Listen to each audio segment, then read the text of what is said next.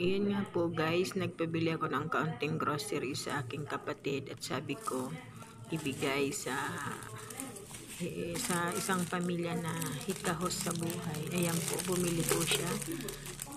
May bigas po yan, dilata, may kupimit. Ayan, di ko pa po alam kung ano pa yung mga binili niya. Basta po, sabi ko yung pangangailangan sa loob ng bahay. Kahit po sa kaunting paraan, makatulong po tayo. Kaya po, maraming salamat po. At dahil may mapapasaya po tayong pamilya, sa kaunting tulong na yan po, malaking bagay na po yan sa kanila. Lalo na po yun talagang hirap na hirap sa buhay. Kaya po maraming salamat po. Sana ay yung mabigyan niyan masaya kahit kaunting halaga may mapasaya tayong pamilya. Ayan, may bigas po siya, may dilata, may kape.